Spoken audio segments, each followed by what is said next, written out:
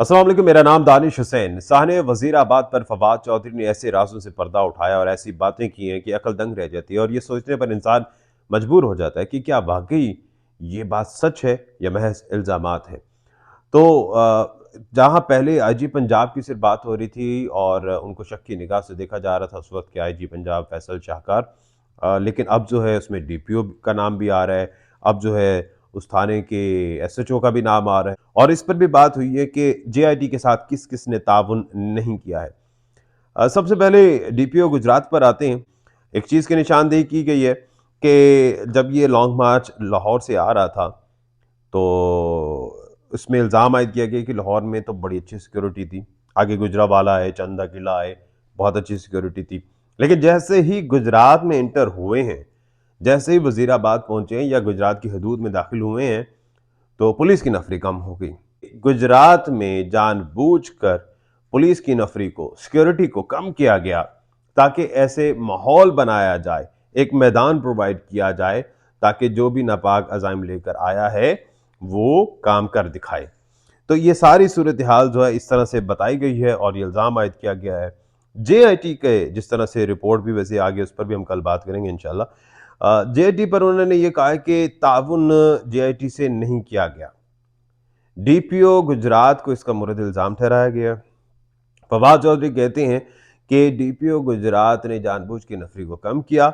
उसके बाद जो है जब ये वीडियो बनती है मुलजिम नवीद की, तो उनके बकौल, फवाद चौधरी के बकौल, डीपीओ गुजरात ने थाने के एसएचओ को अपना मोबाइल दिया और कहा कि ये फुटेज बनाए और ये फुटेज उनके मोबाइल से बनी गई। जब जेआईटी ने डीपीओ गुजरात से फ़ोन मांगा कि आप अपना फ़ोन दें, हमने इसका फोरेंसिक करना है, तो डीपीओ गुजरात ने अपने फ़ोन का फोरेंसिक कराने से इनकार कर दिया। फैसल शाहकार को कहा गया, उन्होंने भी इस चीज़ से इनकार कर दिया कि डीपीओ गुजरात का फ़ोन जो है वो फोरेंसिक के लिए नहीं दिया जा सकता। और मुबैना तौर पर एसएचओ भी इस बात का एतराफ़ कर चुके हैं कि उन्होंने डीपीओ के कहने पर यह वीडियो बनाई। एक और बड़ी इंटरेस्टिंग बात हुई जिसका तस्करा फवाद चौधरी ने किया। उन्होंने कहा कि दूसरी जो वीडियो बनती है वो चूंकि सीटीडी के ऑफिस में होती है। सीटीडी का जो ऑफिस में ये वीडियो बनती है रात तकरीबन 1 बजे और उसके बाद जेआईटी पूछती है कि आप हमें अपनी सीसीटीवी फुटेज दें ताकि हम देखें कि कौन सी आमद और रफ्त है, कौन आया है, कौन गया, हमें पता हो।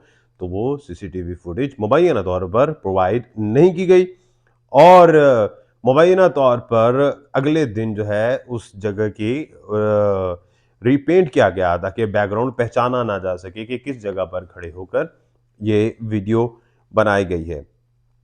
और साथ साथ उन्होंने जो कुछ एजेंसी के लोगों का भी उन्होंने तस्करा किया कि उन्होंने भी, ये फवाद चौधरी ने कहा कि उन्होंने भी जेआईटी के साथ ताउन नहीं किया जो कि विफाक के अंडर आती हैं।